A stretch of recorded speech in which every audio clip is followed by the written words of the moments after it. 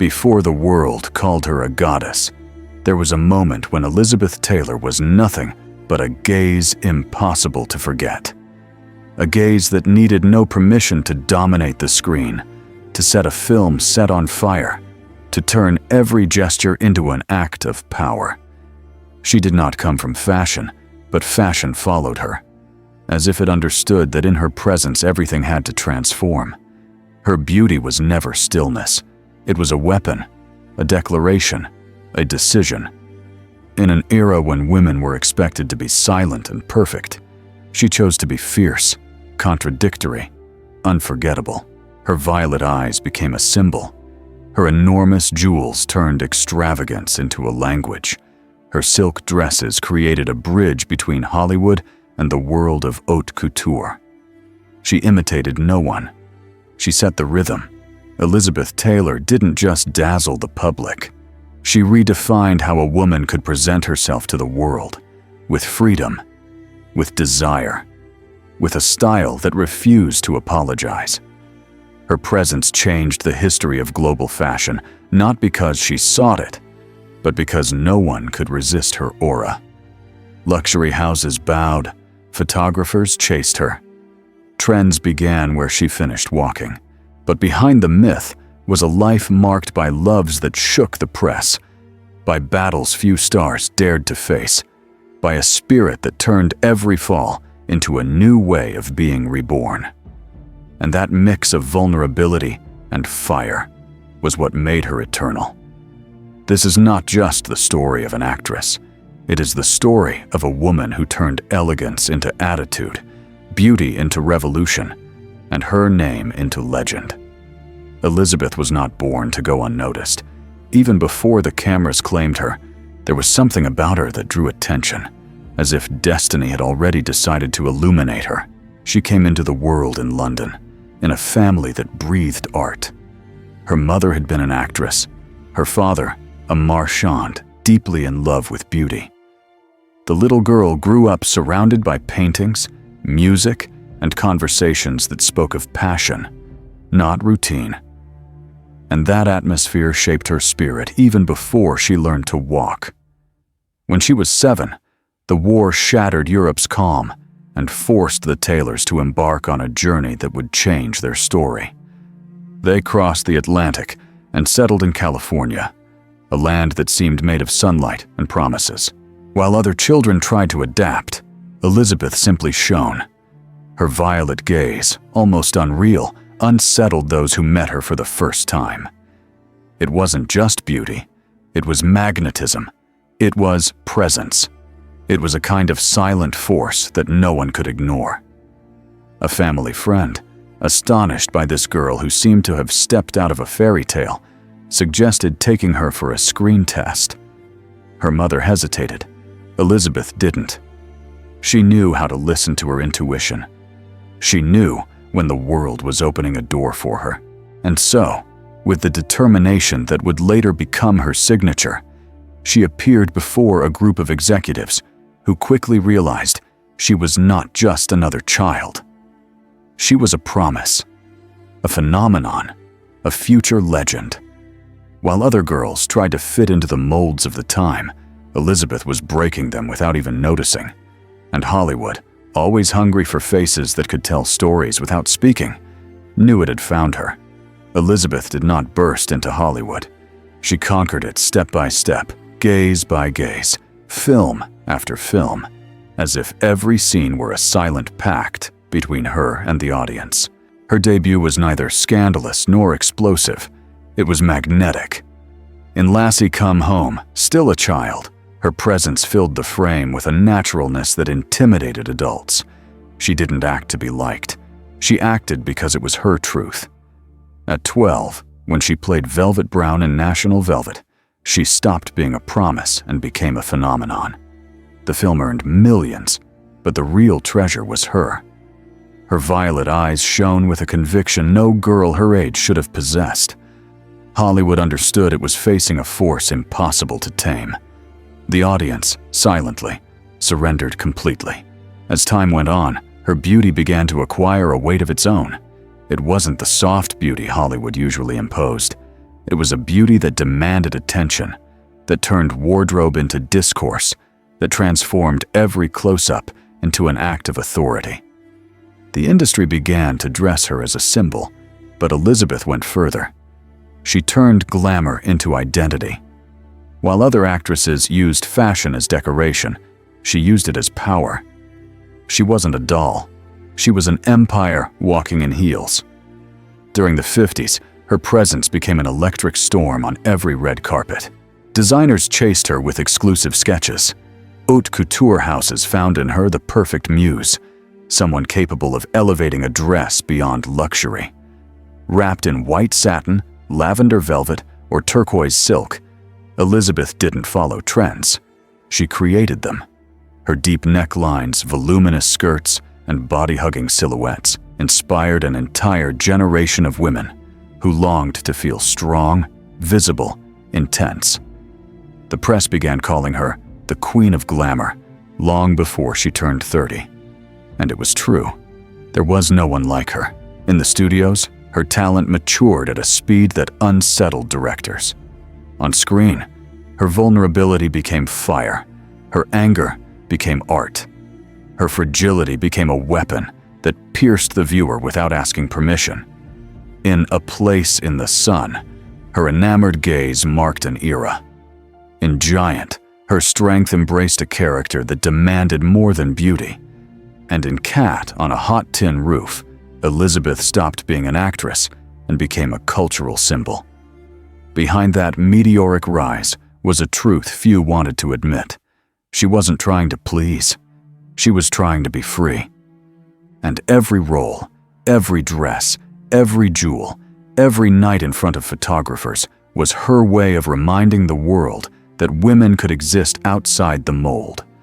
While Hollywood was turning her into its most prized jewel, Elizabeth was already walking with a different kind of glow. A glow that hinted her legacy would be far greater than her films. A glow that announced her style was destined to change the history of fashion forever. As her star rose, the peace around Elizabeth began to fracture. The world does not handle women who shine too brightly, and she shone with an intensity that could blind. Her love life, intense and vertiginous, became fuel for the press. Every romance, every breakup, every gesture of vulnerability was dissected with a cruelty disguised as curiosity. Elizabeth did not live in the shadows. She lived under a spotlight that forgave no darkness. Her marriage to Mike Todd, the only man who ever made her feel truly protected, ended brutally when he died in a plane crash. Elizabeth broke. She broke for real. She was no longer the invincible actress the public wanted to see. She was a woman on her knees before tragedy. Her grief was so immense that the entire world felt it. But it was also so immense that some dared to judge her even in mourning. When she found comfort in the arms of Eddie Fisher, her late husband's friend, the press exploded. They labeled her a homewrecker, a sinner, a dangerous woman. Elizabeth, for the first time, understood that her beauty didn't just open doors, it also lit bonfires. But her true storm was still to come. On the set of Cleopatra, a project already born in chaos and ambition, she met Richard Burton. Between them, there was no courtship and no hesitation. There was fire, a fire that consumed them in public and in private. The press chased them around the world. The studios trembled. Families divided. The morality of the era condemned them without mercy. But Elizabeth did not retreat. She was never a woman of excuses. She loved Burton with an intensity that made people uncomfortable and fascinated in equal measure. Their relationship was a constant earthquake. They loved each other with a passion capable of destroying rooms and rebuilding them the same night. They fought as if the world were ending and reconciled as if it were beginning again. Hollywood turned them into the most expensive spectacle of the decade. But what no one understood was that, for Elizabeth, love wasn't a game.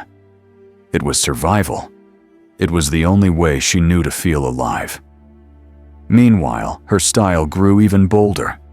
When attacked, she responded with a brighter dress, a bigger diamond, a triumphant entrance that reminded the world she had no intention of apologizing for existing. Every jewel she wore, every violet shadow around her eyes, every impossible neckline was a declaration of war against those who wanted to see her fall. Her extravagance wasn't vanity, it was armor. And even though her scandals filled headlines, her vulnerability was still there, silent, waiting for the moment to rise again. Elizabeth was paying the price of being a symbol, but she was also surviving it. And that turned her into something far greater than a star. It turned her into a cultural force impossible to extinguish. After the storms, Elizabeth had to face something more dangerous than the press, the scandals, or the impossible loves. She had to face herself. Fame had given her everything, but it had also taken things no one could return. Her health began to deteriorate, her spirit grew fragile, and for a time it seemed the glow that had sustained her since childhood was starting to fade. Clinics, hospitals, emergency treatments became part of her daily life. Cameras followed her even there, waiting to capture the final fall of a legend. But Elizabeth, even broken, possessed a will few could understand. She never allowed herself to be a victim, not of rumors, not of mistakes, not of her own body. Every time life cornered her, she answered by being reborn. Her breakup with Burton, followed by their reconciliation, followed by another breakup, left scars that neither makeup nor diamonds could heal. But in that coming and going, Elizabeth discovered a powerful truth. She did not need the world's validation to continue being exceptional. For the first time, she began to pour her energy into places that did not seek applause. She found refuge in causes no one expected a Hollywood star to embrace. While other artists obsessed over perfection, she spoke openly about her addictions, her fears, her internal battles. She broke the silence in an era when admitting fragility was almost a crime for celebrities.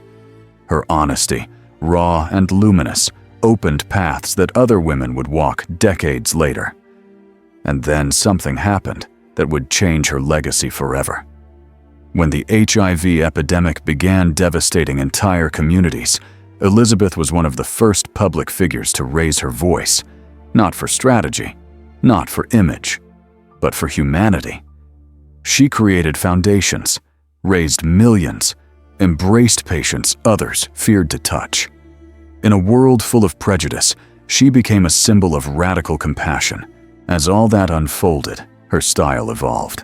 She no longer dressed to dazzle. She dressed to be. The intense colors, the strong silhouettes, the monumental jewels were still there, but they were no longer armor. They were an extension of her renewed spirit. Every public appearance revealed a woman who had walked through fire and found peace in her own skin. Elizabeth was no longer just the untamable beauty or the cinematic myth. She was a survivor, a fighter, a woman who knew how to fall with elegance and rise with dignity. Her rebirth was not a dramatic act. It was a human one, and it was that rebirth that ultimately sealed her place in history. If there was one realm where Elizabeth ruled without competition, it was the universe of luxury. Not because she needed it, not because she wanted to show it off, but because she understood something few ever grasped. Jewels were not objects, they were stories. They were memory, they were power, and she knew how to use them as if they were chapters of her own life. From a young age, she developed an almost spiritual fascination with precious stones. She didn't choose them for their size or their price, but for what they awakened in her. A diamond could be an amulet, a ruby, a heartbeat, a pearl, a promise. When her life felt like a whirlwind without rest, the solid shine of a gem reminded her there was still beauty that could not be broken. Richard Burton, aware of that sensitivity, turned every anniversary, reconciliation, or passionate impulse into a ceremony of gifting. He didn't give her jewels, he gave her myths: the Krupp diamond, La Peregrina pearl, the Taj Mahal diamond. Pieces that belonged to history before they belonged to Elizabeth. But once she touched them, they changed. They became hers, charged with the intensity with which she lived, loved, and suffered. The image of Elizabeth wearing her jewels was not an act of vanity. It was a manifesto. When she appeared with an impossible necklace, she was saying, "I survived." When she wore a monumental ring, she declared, "This is my space, and I occupy it without fear." When she entered a gala wrapped in diamonds that seemed to defy gravity, she reminded the world she had not been born to hide. Fashion understood the message quickly. Extravagance stopped being excess and became style. Her style. Women who looked at her photographs did not see luxury. They saw permission. Permission to shine more, to desire more, to exist without apologies. Elizabeth transformed the culture of glamour by turning adornment into identity. And in the process, she destroyed forever the idea that elegance had to be discreet. Her collection, one of the most important of the 20th century, became a map of her emotions. Each piece told a story that never appeared in magazines. Each gem held a wound, a passion, a victory, or a hope. And when the collection was finally auctioned after her death, the entire world understood what she had always known: that luxury in her hands was a language, a fierce, luminous, deeply feminine language, a language that changed the history of fashion far beyond any fleeting trend. Elizabeth didn't need runways to set trends. She didn't need editorials to validate her style. She was her own runway, her own manifesto, her own aesthetic universe. Every public appearance, whether at a premiere, a charity gala, or even walking out of a hospital, became a moment the press dissected and the public tried to imitate. Fashion didn't follow her because she was an actress. It followed her because she had something even the brightest designers couldn't fabricate: fierce authenticity. In a time when feminine elegance was defined by discretion, Elizabeth did the opposite. She didn't soften colors, she amplified them. She didn't hide curves, she celebrated them. She didn't reduce her presence, she expanded it. Lavender, turquoise, emerald, and fuchsia became part of her visual signature. Her porcelain skin, paired with the vibrant contrast of her dresses, made her presence enter a room before she did. The 50s and 60s were the decades in which Elizabeth solidified her stylistic reign. She worked with designers like Edith Head and Helen Rose, but she never subordinated herself to them. She had an instinctive clarity. She knew what made her powerful. She knew what turned her into an unforgettable moment. She knew which garments could shift her mood and which ones could tell a story without a single word. Her iconic necklines were not a strategy to provoke. They were a declaration against the limits imposed on women at the time. Her fitted dresses were not gratuitous sensuality. They were control, agency, autonomy. Her way of walking with wide skirts, monumental jewels, and intense colors inspired thousands of women to experiment with fashion as a field of freedom, not as a social uniform. On red carpets, Elizabeth imposed a language Hollywood had never seen. She arrived as if carrying with her an ancient aura, almost regal, as if she had inherited the secrets of classic glamour and reinvented them at the same time. Her presence altered the rhythm of photographers.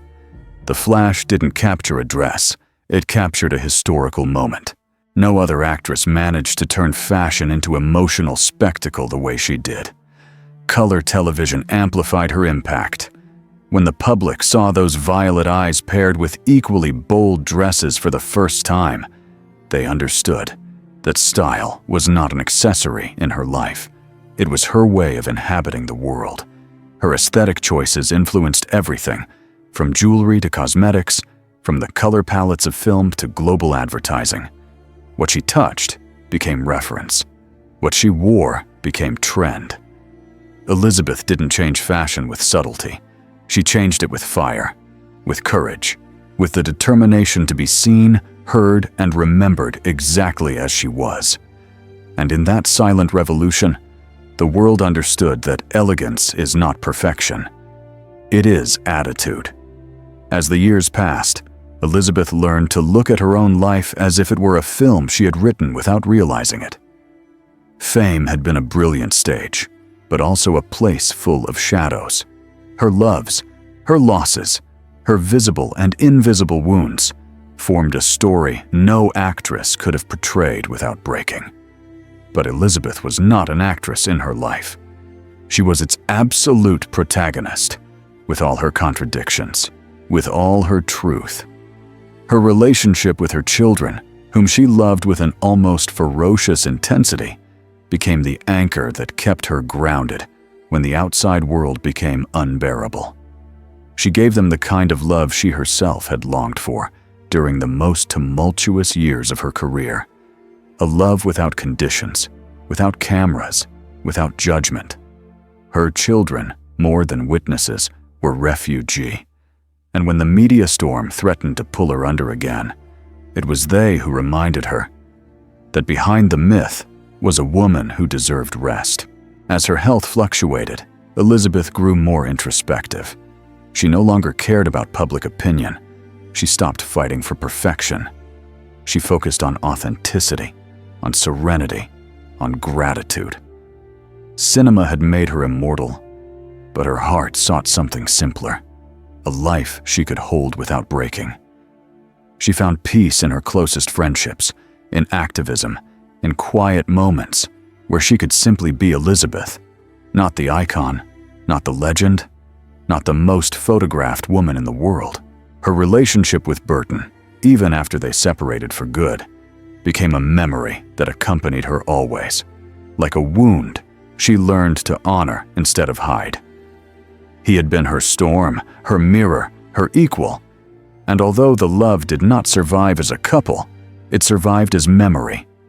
No diamond he ever gave her shone as brightly as the truth of what they shared, a passion that never sought perfection, only reality. In her final years, Elizabeth decided that her legacy would not be defined by films or marriages, but by humanity. Her actions in the fight against HIV were not just another episode in her biography. They were a silent revolution, one that changed laws, mentalities, and lives. When the world said goodbye to her in 2011, it didn't mourn only the star. It mourned the woman who taught that love can be luxury, but it can also be resistance. Behind the violet eyes that conquered the planet was a woman who felt every victory as a miracle and every fall as a lesson. A woman who gave so much of herself that, even in absence, she continues to inhabit the collective memory like a steady, deep, eternal heartbeat. Elizabeth Taylor's influence was not limited to film or red carpets. Her figure transcended to the point of becoming a cultural archetype. She didn't just define an era, she shaped the aesthetic sensitivity of entire generations. Pop culture found in her image a mirror where glamour, vulnerability, and rebellion could coexist without asking for permission. In the 70s and 80s, as the world began redefining the concepts of beauty and celebrity, Elizabeth was already a model new stars imitated almost without realizing it. Her way of using makeup, defined brows, intense eyeliner, contrasting lips, became a global reference. It wasn't just a look, it was an attitude. Women who grew up seeing her in magazines understood that the face could be a manifesto, a weapon, a declaration. Luxury brands realized her power very early on. Her photographs appeared not only on movie posters, but in campaigns, storefronts, editorials. There was no boundary between her public life and her aesthetic impact. Elizabeth had created a kind of visual identity that rose above any trend. Violet, pure white, deep black, metallic shines. These all became colors associated with her figure, her fire, her way of looking at the world without lowering her eyes. When the pop music industry began rising, many artists found direct inspiration in her. From Madonna to Lady Gaga and across contemporary film icons, all borrowed part of her boldness. Whether in plunging necklines, oversized accessories, or the idea of image as a battleground, Elizabeth had planted the seed of an aesthetic that would continue flourishing decades later. Even her personal life, with its intense loves, its breakups, its public reconciliations, anticipated the modern model of celebrity culture. She didn't build that dynamic. She resisted it. She confronted it. But her existence, luminous and chaotic, defined the pillars of what the world today understands as the figure of a superstar. With time, her influence reached social media long after her death. Her photos kept being reborn with new generations, from editorials that recreate her style to young designers who see in her extravagance an inspiration to challenge established limits. Elizabeth did not age in the collective memory. She remained vibrant, electric, eternal. Her impact on pop culture is not just a historical imprint. It is a living presence, a reminder that a woman can be many things at once: strong, fragile, glamorous, imperfect, brilliant. And that this complexity, far from being a burden, can become a new cultural language. As time passed, Elizabeth began to occupy a different place in the world's heart. She was no longer the actress who broke box office records, nor the woman whose love life dominated headlines. She had become something deeper, more human, more luminous. Her maturity did not extinguish her fire, she refined it. Every wrinkle, every scar, every change in her body was embraced with a dignity few stars of her stature ever dared to show. While many film icons slowly retreated, afraid of losing their aura, Elizabeth did the opposite. She stayed visible, not as a mirage of the past, but as a real woman who had lived too much to hide.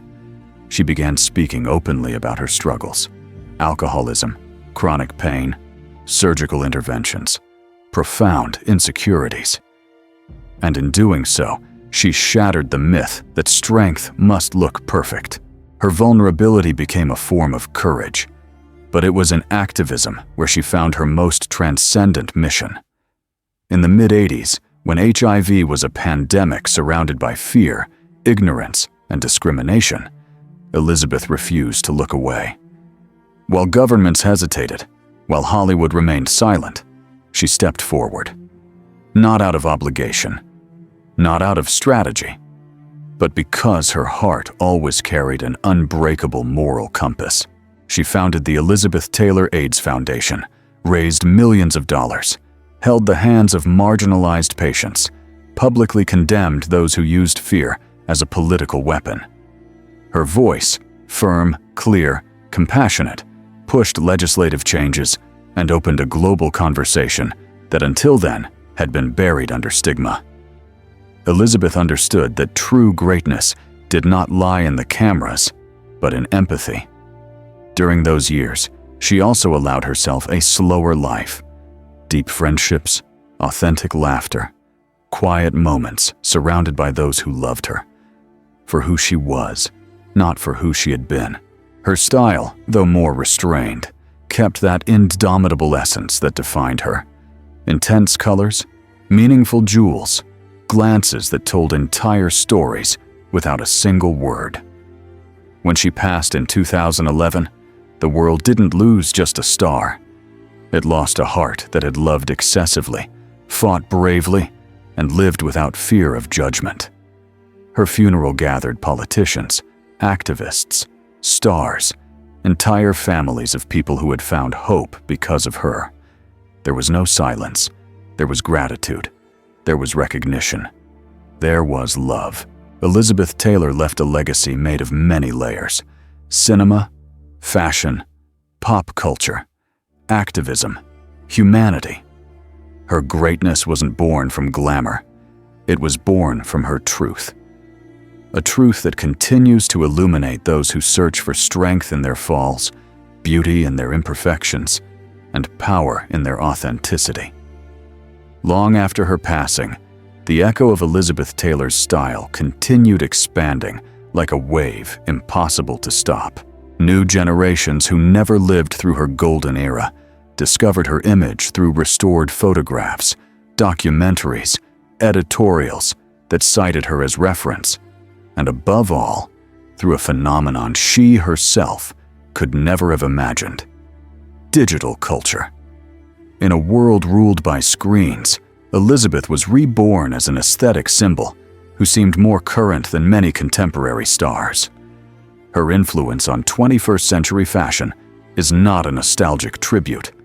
It is an active force. The industry, always hungry for authentic inspiration, constantly revisits her aesthetic decisions. Haute couture houses like Dior, Valentino, Cartier, Bulgari, and Givenchy reinterpret her spirit in collections that mix sensuality with power, luxury with character, glamour with emotional truth.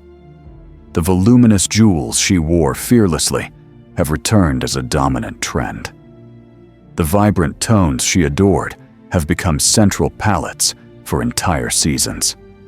Even her makeup, that bold eyeliner that made the lens tremble, remains a recurring reference on runways and global campaigns. Elizabeth's figure also redefined a modern concept: the luxury persona. Today, celebrities who want to build a strong visual identity study how she used fashion as personal narrative. Zendaya, Rihanna, Penelope Cruz, Lupita Nyong'o, and many others have mentioned in interviews how they analyze her ability to turn every appearance into a cultural event, not by imitating her literally, but by learning her philosophy. Elegance is not dressing well. It is commanding the story your image tells. Contemporary stylists speak of the Taylor equation: intensity plus color plus jewels plus emotional presence, a formula that, when applied with intention, generates immediate iconic moments on red carpets and magazine covers. But what truly defines her aesthetic legacy is not the shine of her diamonds or the volume of her dresses. It is the message she embedded in every one of those choices: that a woman can be as big as she dares, as visible as she needs, as powerful as the world tells her she shouldn't be. In an era where authenticity has become the new form of luxury, Elizabeth feels more modern than ever. Her boldness, her vulnerability, and her magnetism continue to be studied, imitated, and celebrated, not as relic, as horizon. When one attempts to understand why Elizabeth Taylor remains an irreplaceable figure, the answer is never found in a single place. It is not only in her supernatural beauty, nor in her undeniable talent, nor in her incendiary style, nor in her romances that reshaped the world's press. Her eternity lives in the union of all those layers, in the complexity that so few stars ever dared to show without fear.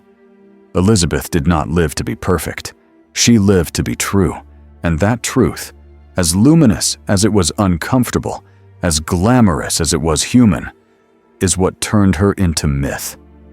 She was a woman who loved excessively, who cried without hiding, who fought until exhaustion, who fell as many times as she rose. She was diamond and she was wound. She was queen and she was survivor. She was luxury, but she was also humanity in its rawest form. Her place in fashion history is not a symbolic gesture, it is a turning point. Before her, elegance was a distant ideal, almost unreachable. With her, elegance became fire, became decision, became identity. Elizabeth showed that a woman could use fashion as sword, as shield, as voice, and above all, as a declaration of independence. Her aura lives on in every red carpet searching for an unforgettable moment, in every designer daring to break rules, in every woman who decides to occupy the space society once tried to shrink for her. Elizabeth is the silent answer to a question every generation asks: what does it mean to live with radical authenticity? Today, her name resonates not only in film books or in vitrines filled with diamonds, but in the collective emotional memory. Wherever a woman dares to shine without apology, wherever an artist takes ownership of their own story, wherever someone decides to be more than what the world expects, there is Elizabeth, not as memory, as presence. Because some lights do not go out, they remain to guide. Elizabeth Taylor was not just an actress, nor just a fashion icon, nor just a media figure. She was an emotional phenomenon, an aesthetic revolution, and a cultural force that changed the way the world looked at powerful women. Her life was full of excesses, contradictions, wounds, and victories. But that mixture, fiery, imperfect, luminous, is precisely what made her eternal. Her story reminds us that beauty is not destiny, it is attitude. That style is not an ornament, it is a language. That vulnerability is not weakness, it is a deep form of courage. While Hollywood tried to mold her, she broke every mold that confined her. While the press tried to reduce her to a scandal, she responded with greatness. While the world demanded she be impeccable, she chose to be human. That is why she forever changed the history of global fashion. Not because of the diamonds, not because of the dresses, but because she decided to use them to tell her truth. In the end, Elizabeth Taylor did not shine because the light sought her. She shone because she became her own light. A light that crosses generations, inspires artists, guides women who fight to be themselves, and reminds the world that authenticity is the rarest and most powerful luxury that exists. A queen without a crown.